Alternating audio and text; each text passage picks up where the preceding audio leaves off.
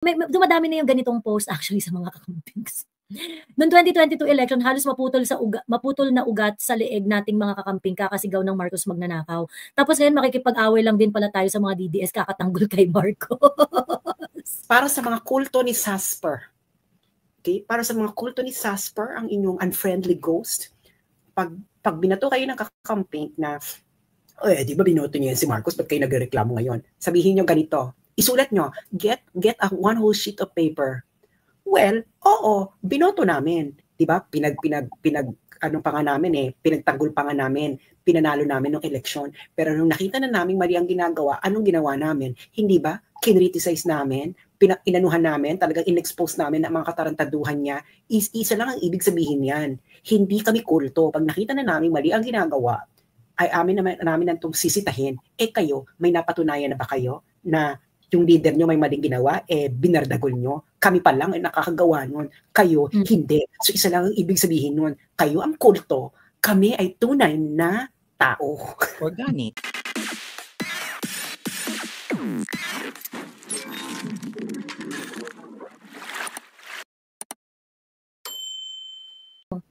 Alam mo, may nakadate ako sa Switzerland. And alam mo paano siya pinalaki? Yung nakadate ko. Ano to medyo alta-alta. Girl, sabi niya sa akin, kasi ang galing niya magluto ng steak.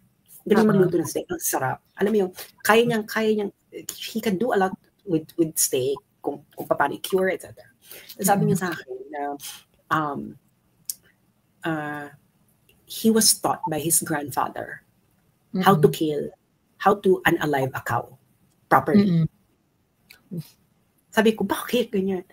Para daw malaman nila on what it takes for you to eat meat and for you to actually take care of it. Alam mo yan? So sabi niya, kaya niya. Kaya nga yung steak niya, alam mo yung parang putang ina ka, parang mas mahal mo yung steak mo kaysa sa akin. Ganon. Alam mo yung very the way that he shows respect to the meat is like, wow, ibang level. Kasi yun ang sabi ko, yung pala nag-start na conversation namin. Sabi ko, ibang level ko ha. Kasi talagang, alam mo yung parang, you would see how they respect the meat. Tapos kinuwento niya sa akin, kasi nung bata daw siya, tinuruan daw siya kung paano tumegi ng baka para gawing pagkain. So he knows what it feels, and he really knows how it feels like to actually unalive something that's alive. So and that actually made him respect the meat because of that that lesson. No, hindi yung lesson kung paano ka titegin ng baka, pero it's really how to show respect. And this is in Switzerland, and they're actually a very rich family. So that is the point. It's not to make you a vegetarian, but to actually make you respect the food that you eat. Sabi nga sa Lion King, circle of life. Circle of life. We ate them, and then they eat the grass, and then ganon. Ganon eksena. So you actually respect your food, kasi someone has to tegi. Diba? Someone has to do the tagging for you in order for you to do something. And something that's really alive has to get taggy in order for you to be alive. So the least that you can do is actually show respect to the meat. Kaya nga di ba yung mga yung Jewish tradition and Islamic tradition, may paraan sila kung paano tumegi ng specific way, no? Oo, ng pagkain. May dasal-dasal pa yan. Correct. Hindi mo pwedeng pahirapan ng lalo sa mga Muslim, yung halal, hindi mo pwedeng pahirapan hindi mo pwedeng pahirapan ang meat, ang baka. Hindi mo pwedeng pahirapan hindi ba? Tama ako sa mga Muslim na nakikinig sa atin. Hindi mo pwedeng pahirapan. Yung more than necessary, yung wag mo siyang patayin ng more than necessary yung para matindi siya. Yes. Merong proper way. Meron silang proper way in order to actually unalive a living a living being. Meron pa yung may prayer pa yan. That's how much they respect life. Okay? That's how much they respect life. That wala tayong magagawa. Ganito talaga ang buhay. Kailangan natin tumegi para may kumakain tayo. Di ba? Pero, parang, let's respect, let's show some respect to the living being na they have to give up their life for you. Pero itong sila, napaka-ipokrito na, stop the slaughter of men. Paano mo sa tingin napunta sa'yo yung steak sa niluluto ninyo? Ano yung magic? Kumembot. Kumembot papunta sa plato nila. Kumembot papunta sa plato nila. Ayun. Nakakaloka. Actually, nung mga bata kami, kasi compound nga kami eh. So, kapag meron talagang malalaking okasyon, talaga, yung kasama talaga namin nagpe-prepare yung lola ko ng pagkain, may taga-hiwa, may mga ganyan. Saka may taga-katay ng manok. Ganon. Meron talagang pinsan na assigned na siya yung magkakatay ng manok. Ganon. Hindi mo kami umabot dun sa baka kasi wala mo kaming baka. Ganyan. Pero yung manok, at saka kambing. Ganon. Itong mga ipokrito na elites, morals lang nila nagmamatter, otherwise immoral na sa mata nila. True! Nakakaloka sila. Grabe talaga yung ka-ipokritohan. Bakit yung mga vegetarian, akala ba nila walang buhay ang halaman, nahiya yung makahiya? Ayun. Sabi ni LU, yes, I'm a Muslim. Halal slaughter is about mercy, cleanliness, and obedience to Allah. Jody, as a Christian, should know Mark 7:18. Jesus explains that nothing a person eats can defile them because it goes into their stomach and it is expelled, not their heart. Ayun. So, yun na nga. Ayan. Kaya talagang matindi ang matinding kaplastikan, matinding mga ka-etsyusan. Ayan. Miss Joey, may picture si Tamba na sa EDSA rally. Totoo ba? Parang, totoo ba yan? Pati si Catriona, sabi sa marcha, walang kulay pero naka-pink. Ganon. Hindi ko kasi gets sa totoo lang, hindi ko gets walang kulay. Pero dapat, ang panagutin ay si Marcos at saka si Inday Sara. Kasi bakit mo kailangan isama si Inday Sara dun sa issue ng corruption? Diba? Bakit mo kailangan isama si Sara dun sa issue ng corruption sa flood control projects? Wala naman siya kinalaman sa flood control projects. Diba? So, talagang hindi mo talaga matrust tong mga, sobrang sisinungaling, sobrang mga ipokrito talaga. Nakakadiri talaga yung kasinungalingan. Sobrang nakakasuka. Tapos yung ugali talaga nila, yung mga tipong sila yung magpo-provoke, sila yung pagkatapos sila yung magiging ape. Talagang PhD holder talaga ang mga pink sa pagiging ang tawag dito, paggamit ng victim card. Political persecution kay Sara. Totoo mga feeling victim talaga. Ang sarap ng pinag-uusapan yung Joey, pero bigla kong naalala yung kilikili ng babae nagsasalita sa entablado. Alam mo, sinadya niya paiitimin niya yung kilikili niya para mag-viral siya. So ngayon, may mandadaot doon sa kilikili niyang maitim, ganyan-ganyan. Tapos focus on the message. Ganyan. Ano nila yon? Style nila yon. Hindi yun, I'm pretty sure hindi ganun ka wasak yung kilikili niya. Hindi ganun, sinadya niya yung pagmukain na ganun. Siguro sinadyang hindi mag-shave, sinadyang hindi ganyan.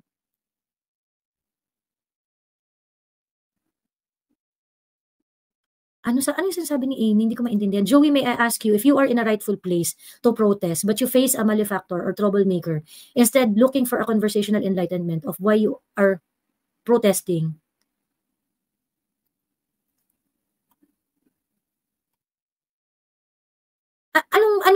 anong minimin mo, Amy? Kapag ako nagpo-protest, pagkatapos merong nakaharap sa akin na gumagawa ng trouble, anong gagawin ko? Yun ba, Amy? Depende. Pagka physical, namimisikal siya, tapos tinatamaan ako ng pamimisikal niya, edi magpipsikalan kami. Ganon. Pero definitely, i-assess ko muna ang kapaligiran. Kung pwede akong umalis, kung pwede akong tumakbo, tatakbo ako. At tatawag ako ng pulis. Ganon. Pero kung kunwari, that is not an available option, edi magpisikalan kami. Lalo na kung ako yung ina-attack. Ganon. Ayun po, ayun ang gagawin ko. Pero magpalit muna si Lacson as Senate President at Soto naman sa committee. Yan si Lacson na ang President pag wala na ang dalawa.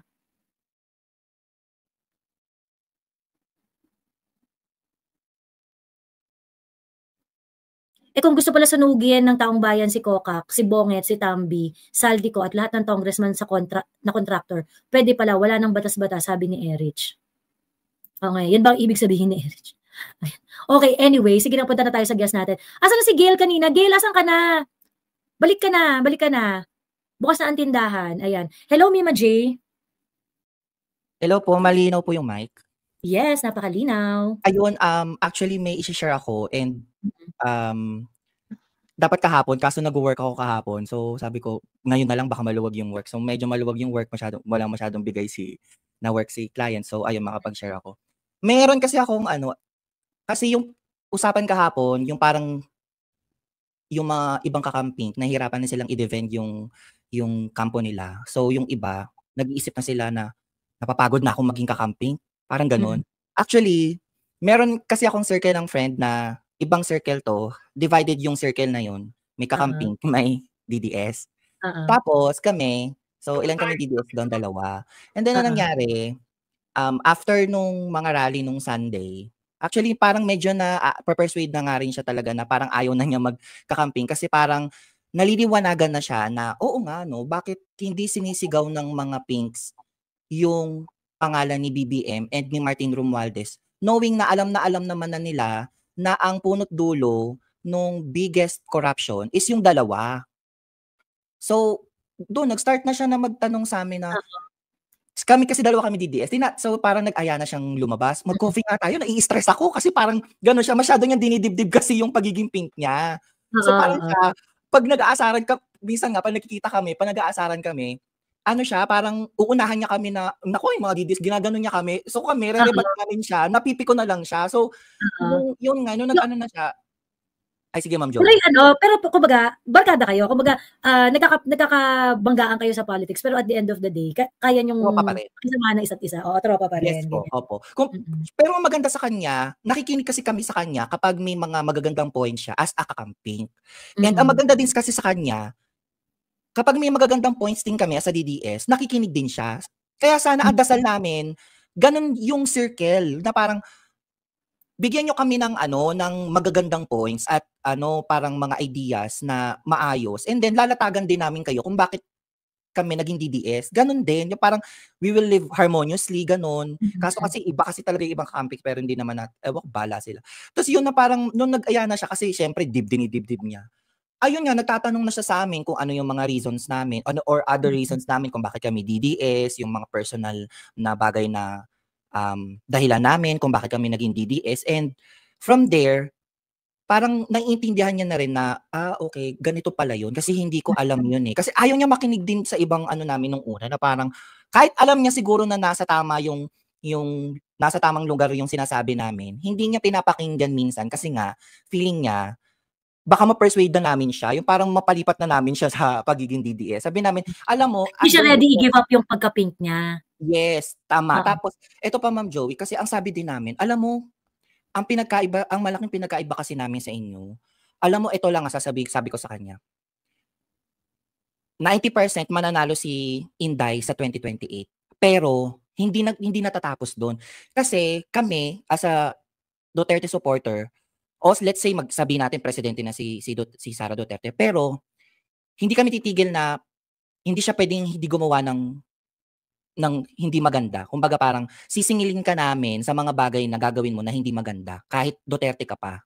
Kumbaga kahit gaano kaganda or kapangit yung gagawin mo, we will still criticize you kasi binoto ka namin. Parang ganun. Ganun yung namin sa kanila na hindi namin sila ginagawang Diyos na parang nagkakamali na sila, okay pa rin sa amin, magbubulag-bulagan kami kahit mali na yung ginagawa. Hindi kasi kami ganun. Pag may maling ginagawa yung mga sinusuporta namin politiko, criticize din namin yan. Hindi namin siya sinasamba like katulad nung sinasabi nyo sa amin. Sabi namin ganun sa kanya. Kasi alam mo ako Ma'am Joey kasi medyo hindi ko na rin kabisado or hindi kasi ma-retain sa utak ko yung mga ibang points eh. Ginawa ko Ma'am Joey, pinagbibigay ko yung mga pages nyo, yung pages ni Ma'am Sas, page mo, page ni Tio Moreno, kay Alvin and Torresin, kay Attorney Trixie. Pinagbibigay ko, tas ayan, i-follow mo yan, tas kinuha ko yung phone niya. pinaghahanap ko, pinagpa-follow ko lahat. Ayan, manood ka diyan para ma-enlighten ka.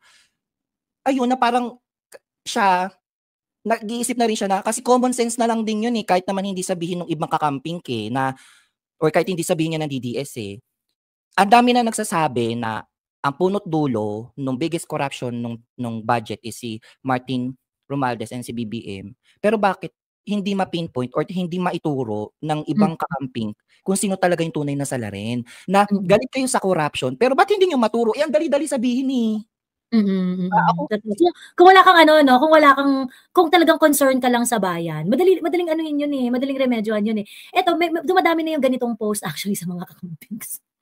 Noong 2022 election, halos maputol na ugat sa leeg nating mga kakamping kakasigaw ng Marcos magnanakaw. Tapos ngayon makikipag-away lang din pala tayo sa mga DDS kakatanggol kay Marcos. Kakamping yan. Kakamping, oo. That's how they, ito sabi ko yung mga hindi mo kami narinig. Sinasabi naman, ganito ang eksena. Sabi ng mga kamping, di ba pinoto nyo, ganyan. Sabi, yeah, pero pinakita namin sa inyo, kahit binoto namin, ipinanalo namin, kung nakita namin mali ang ginagawa, babardagurin namin. Nang wagas, kayo, napatunayan nyo na ba yan? Di ba? Yan ang okay ha, para sa mga kulto ni Sasper. Okay? Para sa mga kulto ni Sasper, ang inyong unfriendly ghost, pag binato kayo ng kakamping na, di ba binoto niyo yan si Marcos, ba't kayo nagreklamo ngayon? Sabihin nyo ganito, isulat nyo, get one whole sheet of paper.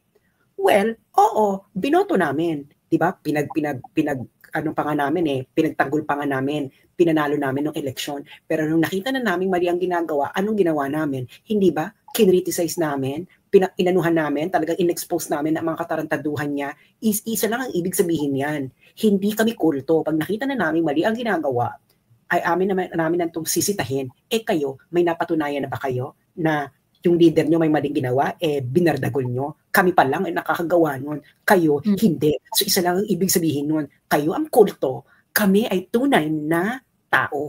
Organic. True. Tama. Tama. Tigilan nyo ako. Tama, correct. So, tigilan nyo ako. Tapos kahit siya, Ma'am Joey, Ma'am Sas, nauumay na rin siya dun sa rebat nila na na confidential fund. Napapagod na rin siya dun. Kasi parang sabi niya, hindi walang growth kasi Laki ng confidential fund ni BBM. Bakit hindi makriticize ng pink yun? Wala kasing growth yung discussion na yun Kasi, unang-una, hindi naman ang daming dead end. Diba? Ang daming dead end na hindi na naman si Inday yung may confidential fund. Yung confidential fund ni Inday is given by the Office of the President. So why don't you blame the one who approved the confidential fund, di ba? So ang daming dead end. So ngayon pagka ikaw, nag-iisip ka ng kakamping, maaano mo talaga yun?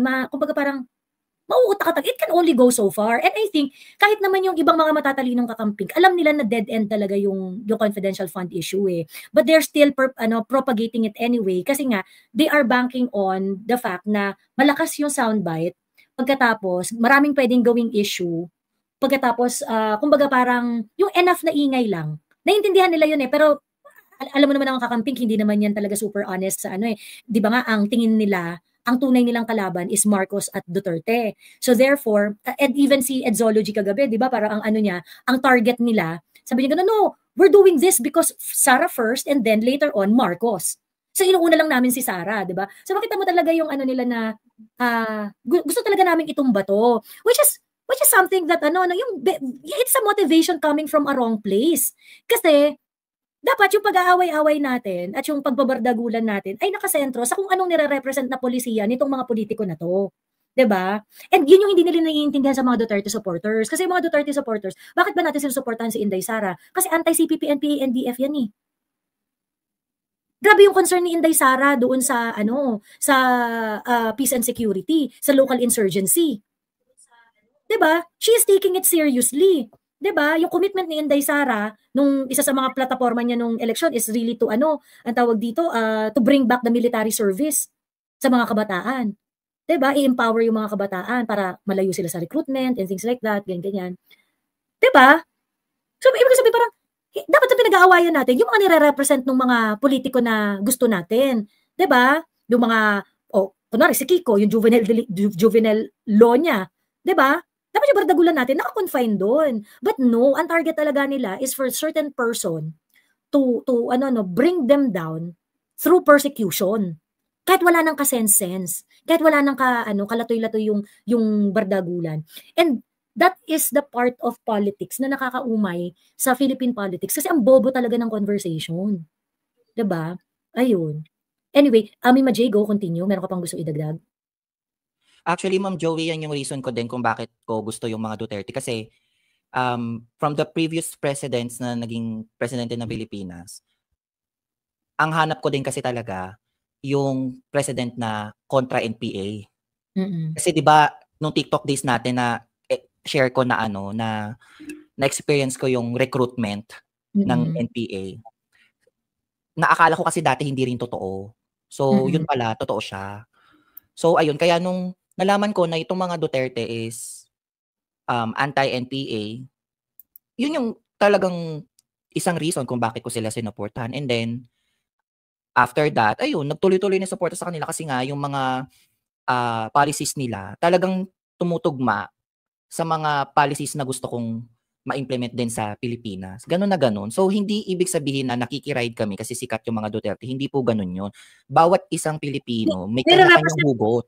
Oo, nire-represent nila yung adhikain namin, 'di ba? Yes. May mga adhikain kami sa buhay. Ganun yung politics nila, yun rin yung adhikain namin. Ayaw naming ma-rape pag na umuuwi kami ng gabi, 'di ba? Gusto na namin magbago yung mga kamag-anak naming adik, 'di ba? Mga ganun, yung mga adhikain kami sa buhay, hindi lang dahil sa parang, hindi, tawag dito, magpapakakulto kayo sa mga Duterte, mga ganong etos balungos. Ang problem, kasi parang may mga na-frustrate na, bakit ba kasi naging ganito? Sobrang naging divisive ng Philippine politics. Kasi nga dahil hypocrite kayo, at ayaw nyong aminin na hypocrite kayo, at ayaw nyo kaming pakinggan. 'Di ba? Hypocrite kayo mga yellow pigs at saka mga kayong mga NPA Mapagpanggap kayo na kayo lang ang marunong magmahal sa buhay ng marunong magmahal sa buhay, marunong magmahal sa bayan. 'Di ba? Marunong magmahal sa mga kapwa Pilipino. Ang pa-plastic ninyo. Ni Kagadi is an example of that. No? Makapagsalita siya, kala mo alam na alam niya yung pinaghihirapan ng mga ordinaryong Pilipino. Tapos alam niyo, ma'am, nakakatawa siya, 'di ba? Pagkatapos parang salot lahat ng mga DDS vloggers, ganyan. Salot ang lahat ng mga DDS vloggers. O kayo, hindi kayo salot? True. Yung mga pagbe-brainwash ninyo sa mga tao at pambobobo niyo sa mga tao, hindi ba kasalutan yan? Yung pagpe-pretend mo na neutral ka, pero sa totoong buhay, ay meron ka naman tagang clear political stand at very anti-Duterte ka, hindi ba kasalutan yan? Diba? Ang problema kasi, kaya tayo nag-aaway-away, kasi hindi kayo honest. Diba? Hindi kayo honest, hindi kayo, hypocrite kayo. Hindi kayo honest na sa intention ninyo. Magbabait-baitan kayo, virgin-virginan kayo, concern-concernan kayo. Pero all you want to get is the vote of the people. Ngayon, scared kayo sa mga Duterte supporters kasi nga, hindi namin kayo iboboto. Diba? Sabi ni Tita Inta, Joey, mahirap ibaba ang pride. Yeah, kasi nga, ang ginawa nila, itong mga, sino ba nagturo sa inyo mga kampik? Basta DDS bobo. What kind of mindset is that? That is a very, very divisive remark. Di ba kayo naman yung nagpasimula niyan noong panahon ni Mama Leni, 2022. Basta DDS bobo, basta DDS mga walang pinag-aralan, ganyan-ganyan. Yan yung mga entrada nyo, di ba? So, sino yung naghihiwalay sa atin? You're the only political group in the Philippines, in its history, na ang naging pakikitungo sa kapwa ay, let me educate you. You're the only one. You're the only group. Matagal, never witnessed this since the 80s. Aminin nyo yan. Yung mga mas matanda sa akin. Hindi ba? Never heard this line before. Even sa mga supporters ni Miriam nung una siyang tumakbo, you never heard that. Never heard this. No? Naalala nyo na tumakbong presidente si Miriam noong 90s? Did you ever hear that from the supporters of Miriam? Telling the supporters of other group na, let me educate you. Never heard that. Never. Bata ako noon kasi kung nauso yan nung panahon ni Miriam na let me educate you, kasi sobrang Miriam ako noon. Siguro, nagganon na ako na let me educate you sa ibang supporters ng kandidato. Pero, I never heard that. Never. Kahit kaninong supporters noon, kahit nung supporters ni Pinoy nung 2010, never heard that. Kayo lang yan ngayon First time in the history of the Philippines, yung let me educate you na linya ninyo. Hindi ba, ibig sabihin, you are so full of yourselves. Bumaba sa lupa. Ayun. So anyway, dami nagrereklamo na, ba't masyado tayong divisive, masyado tayong ineme, masyado tayong ano, because you don't listen. Diba? Di kayo nakikinig eh, di nyo kami pinapakinggan. Diba? Sinusugod nyo kami sa sarili naming rally para insultuhin. Tapos pagka kinausap kayo, hindi naman kayo nakikipag-usap. Diba? Anong klaseng treatment yun sa kapwa Pilipino? Diba? Tapos magtataka kayo, bakit tayo divided? Bakit tayo nag-aaway-away? Because you do not want to fucking talk. Diba? Sa totoo lang, what is my experience in social media? In social media, kapag offend na kayo sa mga sinasabi ko, anong mga banat nyo sa akin? Lahat ad hom. Diba? Tama. Well, sino unang naka-experience si Sas? Diba? Yung mga tira kay Sas noon, it was really, really gross. Yung naglabas sila ng rate daw ni Sas. Yung rate daw ni Sas as a sex worker, ganyan-ganyan, yung mga ganito ang tapos pinost-post nila ganyan-ganyan. Not thinking, syempre may nanay si Sas eh. Diba? Diba? Why do you have to go there? Yung mga ganong klaseng bagay. Bakit nyo kailangan pumunta doon? Diba? So ngayon, kayo yung reason, kaya yung mga tao na sa totoong buhay, pwede namang makinig sa inyo, ay Gina rin kami sa inyo kasi putang ina nyo eh. Nung kwento ko lang nung very, very quick. Di ba nakilala nyo si Angelo, si Jello Gison? Kilala nyo si Jello Gison? Di ba napahiyayan, nagdebate kami? Sinugod niya ako sa TikTok, nagdebate kami nung before election period. Kung saan napahiya siya ng bonggang-bongga. And every time we're going to have an encounter sa social media, lahat ng attack niya sa akin are very personal. He's going to talk about my income stream. He's going to talk about me not passing the bar. He's going to talk about my personal relationship. Everything personal except the things that I am pointing out. Except the issues that I am talking about. Educated to kapwa ko to taga UP Baguio eh. Kapwa ko to taga UP Baguio. So, tapos magtataka kayo kung bakit tayo divided. 'Di ba? Kasi sa totoo lang, kung disiplinado tayong makipag-usap, kahit magbardagulan tayo ng wagas, pero discipline tayo to talk about social issues, political issues, and things that are good for the country, hindi tayo magiging divided. Kasi magkakaroon tayo ng respetuhan eh. Kaso balahura kayong mapagpanggap na maka-Diyos. Yun kayo. Yun kayo. And sa totoo lang, ang only talaga way for you to shut up is for you to be obliterated politically. And I've been more than happy to be part of that. I am going to convince more and more people not to listen to your kind of politics na sobrang bullshit.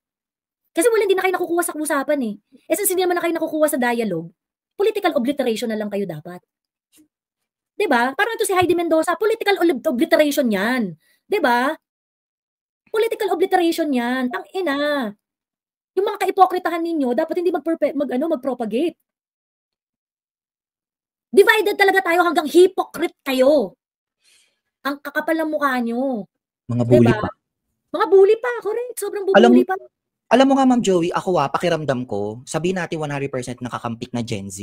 Feeling ko yung 50% dyan, di naman talaga kakamping eh. Sinasabi lang nila na kakamping sila para hindi sila mabully. True. Ganun totoo yan, Ma'am Joey. Actually, yung tawag dito, yung mga maraming gusto magpunta ng Camp Aguinaldo eh. Kaso nga lang kasi, if you're going to the site, ang sasabihin sa'yo ni Google Maps, dadaan ka sa White Plains. So pag dumaan ka sa White Plains, panay kakamping yun. Ngayon, siksikan yung tao, ang hirap magdaan. Ganon. Tapos, ngayon, may isang nagkwento sa akin na, Miss Joey, doon ako dumaan. Alam mo, parang hindi lang ako mabash or hindi ako maano. Ganyan, nakikitsyanta ko sa kanila. Kasi baka mamaya, pag hindi ako nagchat, tapos mapansin nila, ay parang Duterte supporter to ganyan. Parang hindi ka lang mabuli. Ang sad, di ba? Kasi ang default, you expect that you're going to be disrespected by these people. Just because magkaiba kayo ng political belief. True. Diba? So, nakakasuka. Ayun, sobrang nakakasuka. Kumbaga, hindi sila...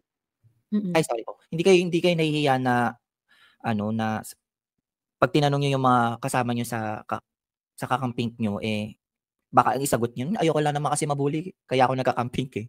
Tsaka pansin ko sa lahat, kasi kaya ako nasabing Ano bully, yan, sa Ma'am Jo, junior high school at saka high school, usong-uso yan sa eh. college. Kapag hindi ka kakamping kaya sa college, usong-uso yan eh. Kaya yung iba nadadala lang sa peer pressure. Actually, maraming nagbe-message sa akin na mga student from UP na parang, ate, alam mo sa totoo lang, kasi alam ko talaga to kasi sa TikTok pa lang nakakausap ko na sila eh. Wala pa sila sa UP, nakakausap ko na sila sa TikTok. So ngayon nasa UP sila. Tapos few students na na enrolled sa UP na kinokontak ako once in a while just to say na ang hirap kasi magsalita ate pagka iba yung sinabi ko dito, parang iba na yung tingin nila sa akin eh. That's how that is how discriminating you are. Tapos magtataka kayo, sila ni Kagadi, magtataka kung ba tayo divided. Kasi nga pangit ang ugali nyo. True. Pangit ang ugali. Wala ba nagsasabi sa inyo? Diba? Na kaya tayo divided kasi pangit ang ugali nyo. Hindi kayo totoo, hindi kayo honest. Kupal kayo. Hindi nila malugar minsan, ma'am, yung pagiging pamamersonal nila. Like, kunyari, di ba, maghahamon sila na. Kasi may mga ganyan din akong kaibigan sa Kasi ako, pa nagpo-post ako or nag-share ako sa wall ko, dinidikitan ko ng facts and konting research para may ebidensya ka lang talaga na tama yung sinasabi mo at tama yung pinopost mo. Kapag makikipagdebate sila sa'yo, ang una kasing tirada agad nila yung personal mo na itsura eh. Yung parang bobo ka agad, tas pangit mo. Parang wait lang, pwede bang muna, magbigay ka muna sa akin ng reasons or facts mo kung bakit ka naging kakamping at bakit mo nasabing mali yung sinasabi ko. Huwag ka munang mambuli. Kasi parang ang iniisip ko na hindi nyo lang kasi kayang makipagtalastasan at kayo talaga ang tunay na bobo. Kaya ang gagawin nyo na lang, atakin nyo na lang kami dun sa personal na itsura namin para manahimik na lang kami. Ang hirap eh, parang ang hirap makipagdebate sa kanila pag Ang style nila bully you to silence eh. Yan ang style nila. Sabi ni Ryan, Daryl Yap bullied kakamping camp in 2022. Ryan, kayo ang nambubuli. Nilabanan kayo. Tapos nung nilabanan kayo, natalo kayo. Kasi bully rin si Daryl Yap. Edi nakita niyo yung hinahanap ninyo. Kasi ang problema sa inyo, gusto niyo, mambubuli kayo at gusto niyo, kayo lang ang mananalo. Diba? Parang key-vice lang, diba? Nasa showbiz si Direk Daryl. Tingin mo, hindi siya naka-experience ng pambubuli sa inyong mga kakamping? Ang buong showbiz, napaka-pink? True. Totoo yan, Ma'am Joey. Kayo ang bully talaga kasi alam nyo, mahirap pumasok sa showbiz or kahit anong industry kapag DDS ka kasi ibubuli ka agad nila at hindi ka nila papapasukin. Once na alam na nag-DDS ka. Oo. Sino nga yun si Beverly Salviejo na nawala ng project just because nag-Duterte siya. Inamin niya yun eh. True. Yung kila MC Lassie. Kasi yun sumusupport, di ba si ako favorite ko talaga MC Lassie all the way.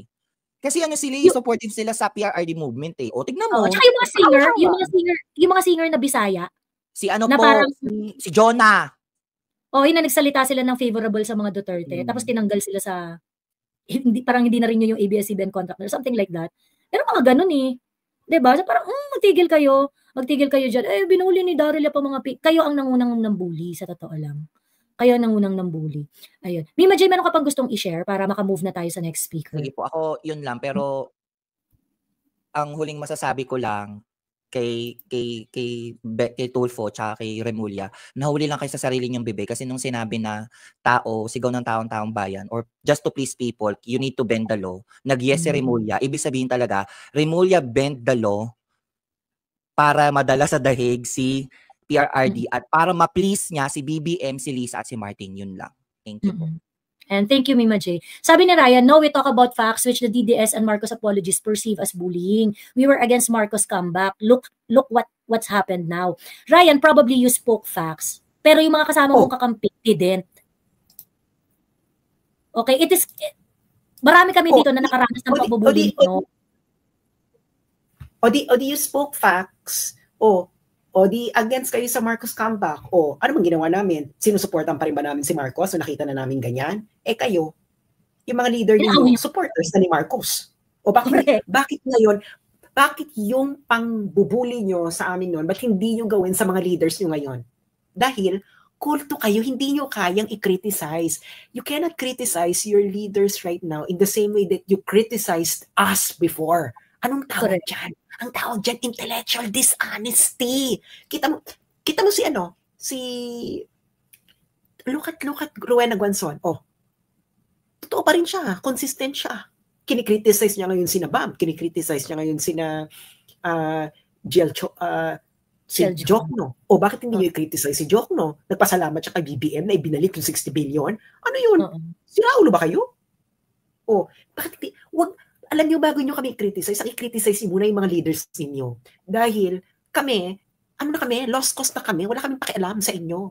Kayo dapat may pakialam kayo sa ginagawa ng mga leaders ninyo. Hindi ba kayo natatarantaduhan? True.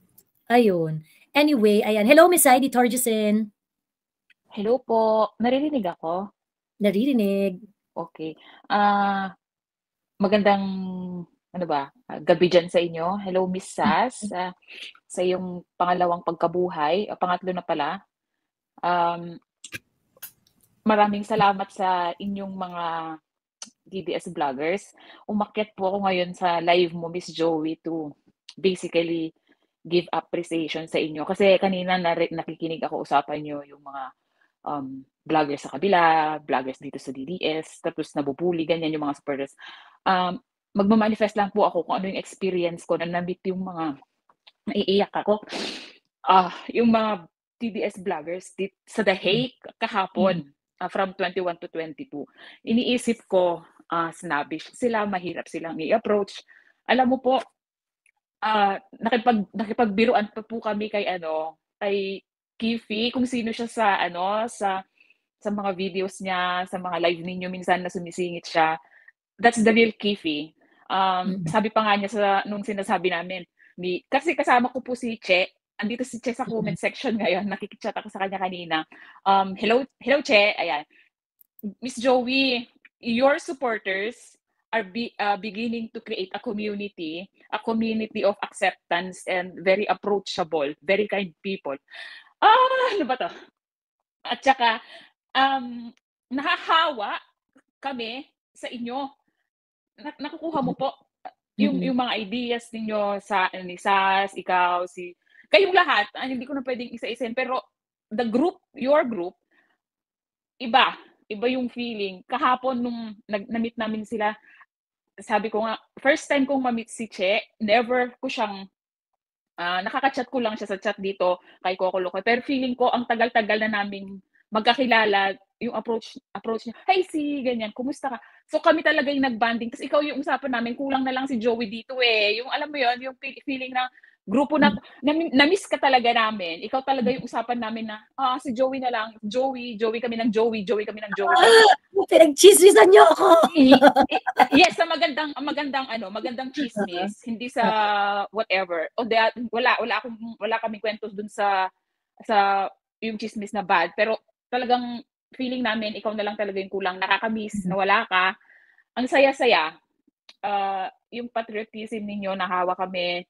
Parang sabi ko nga, you're building a community that ang tawag dito, punong-puno ng pagmamahal sa Pilipinas, sa Duterte, politics. Yun lang yung gusto kong iparating sa'yo na sana, Miss Joey, makapunta ka na ng The Hague para we will try. Nag-usap na kami ni Che. Kapag ikaw nagpunta ng The Hague, no matter what, pupunta kami. Yun yung usapan namin. Tinatrabaho na po natin. I'm crossing my fingers for you. Sana, Miss Joey, makarating ka. Kasi hahanapin ka talaga namin doon. Kayang-kaya namin yan ni Che. Ganon. Hi, Ate Che. Nanonood yata si Ate Che. Oo, andyan siya sa comment section. Kanina pa. Sabi ko nga, unfortunately, hindi lang kami nagtagal nagbanding kasi round trip lang talaga yung ginawa ko dahil sa trabaho. But it's worth it to meet your co-followers ninyo, makasama. Yung emotions ko, nakakamiss sobra. Kulang yung isang araw, buong araw na makasama mo yung mga tao na pareho kayo ng ipinaglalaban. Yun lang po. Gusto ko lang ipagpasalamat na isa ako sa mga followers mo at ipagpatuloy po natin yung laban. Malapit na pong lumabas si PRRD. Panalangin po natin yan. Lahat tayo. Kaya natin. Sige po. Maraming salamat. Bye-bye. Okay. Thank you, Miss Heidi. Maraming salamat. Ayan. Hello, Stephanie Gail Aguila. Maraming salamat sa pagkapit sa backstage. Ayan. Grabe, Miss Joey. Buong pangalan. Walang tago. Nasulat eh. Kainin, hindi ko na siya napalitan. Anyway, Miss Joey, ako yung nag-message sa'yo ng Sunday na gabi kung may tao pa sa Camp Rami. Kasi nga, ngayon, nasa work pa ako. Then sadly, yun na nga, nagkagulo na pala. So, anyway, ayun, kanina lang talaga na nagising ako na nakita ko sa Facebook is yung how Senator Marcoleta nakipagsagutan siya when it comes to dun sa WPP ng Vizcaya versus Bryce. Sobrang disappointing yung mga sagutan nila. And it's heartbreaking na harap-harapan how Erwin Tulfo na sinabi niya na we can bend the law, na nandun siya sa being a senator. It's heartbreaking to hear that. Tapos yung Secretary of Justice natin agrees with that. Parang, ano ba, ganito na ba talaga harap-harapan? Yung ginagawa Tinataasan niya Trimulya yung requirement para mag-qualify for mag-qualify for state witness yung mga Diskaya. And it goes to show na yung kumbaga parang hindi pa masyado na pinapakita harap-harapan na nasa pwesto kami yung may kapangyarihan na nakaka-insulto being an ordinary Filipino na nagtatrabaho ng maayos, gumagapang ng pang-araw-araw na harap-harapan, ganyan yung interpretation nyo when it comes to law. Kayo yung may upper hand pagdating sa ganyan aspeto dahil nakapwesto kayo. It's really disheartening, nakaka-insulto na talaga. Parang, ano pa bang kulang? Ano pa bang kailangan natin gawin para wala na talaga silang hiya. Diba? Sobrang disappointing. Anyway, yun lang. Hi, Miss As. Matagal na akong supporter mo. Kayo pa ni Pipi noon. Gusto ko na magpasalamat sa inyo for giving us an opportunity na maging mas matalinong Pilipino when it comes to politics. Ayun. Yun lang, Miss Joey. Thank you. Sobrang frustrated lang. Huwag kang mag-alala. Ano lang. Soldier on. Ayan. Marami pa tayo kailangan matutunan. Actually, talong-talo tayo sa mga pinks. Kung meron mang strengths, ang mga pinks and yellows, at saka yung mga reds, no? Kung meron man silang strength, ang strength nila is pera and organization. Magaling silang mag-organize. Ayun. Yun yung kailangan matutunan. Maka-insult na din yung pera na hawak nila. Sigurado bang sa kanila yun? O dahil lang din sa kinurakot nila yun? Kaya tatapang nilang mangganyan. Yun yung nakakapikon. Oo. Ayun. Bad trip no? Sana matutunan natin, sana yung mga Duterte supporters, lalo na yung mga Duterte leaders, would be able to figure out a way na, di ba, ma-utilize yung ating numbers, ganon, in a way na we can really impose in the same manner na, in such a manner na, within the democratic framework pa rin naman, ganun. Kasi lugi tayo sa kanila kasi magaling sila mag-organize Ayun. Pero yun din na may advantage natin. We're very organic. Oo, totoong tao. Kaya ang strength natin, dahil organic tayo, lumalabas tayo sa election. Diba? Totoo. Sobrang totoo yan. Naging din ako, Miss Joey, nagbantay din ako ng election. Tapos, yun nga, na-disappoint ako, nakita ko na yung senatorial, line up ng mga top. Hindi ko na talaga kinasabi, hindi ko natatapos ito, alis na ako. Hinintay ko lang talaga lumabas yung resulta. Tapos nakita ko na yung mga pangalan na, ano ba yun? Paano ito nakapasok pa? Ayun lang, Miss Joey. Anyways, hopefully makaakyat ulit next time. Okay, maraming salamat, Stephanie. Ayan. Prikoto, Shinagawa, at saka yung isa dito na, ito si West Philippine Sea. Pwede naman kayong umakyat. Pwede kayong umakyat kung anong ninyo. Ayan. Hello, PJ. Hello, Miss Joey. Hi, Miss As. Magandang madaling araw ba dyan? Yeah, madaling araw. Yeah, yes. It's nice to be back. Umakyat lang ako kasi nakita ko yung title ng live mo, Hypocrisy. Pagkatapos, I was watching this Senate hearing kanina ulit. And to be honest with you, I'm really frustrated. Kasi, alam mo yan, Hindi ko alam paano pa ma-resolve yan kasi yung mga nandun, puro mga hypocrites din eh. Alam mo yan. Politiko. Anyway, sana ma-realize ng mga tao kung nakikinig sila sa Senate hearing. Ma-realize sana ng mga tao regardless of which parties you support. Alam mo yun, bottom line, politiko talaga yung most guilty. Yun talaga yung tinuturo eh. So, mapa-senator man yan, mapa-congressman man yan, mayor man yan, whatever. Alam mo, problema ng Pilipinas, politiko talaga eh. So, hindi ko alam paano pa natin ma-resolve ito. Minsan nakakapanghina na, alam mo yun, nakikinig sa mga ganyan klaseng investigation na I hate to say this, pero minsan lumalabas yung pagiging bobo ng mga tao nakaupo. Alam mo yan? Like, yung kanina, yung kay Remulla nga, at saka yung kay Erwin Tulfo. Kung ilalagay natin yung mga sinasabi nila that sometimes you have to bend the law kasi yun yung sigaw ng mga taong bayan, quote unquote.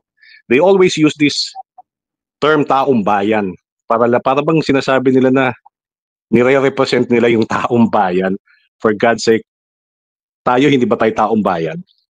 Nung sinisigaw natin yung mga panahon ni FPRRD na sana mawala sa lansangan yung mga durugista, yung mga kriminal.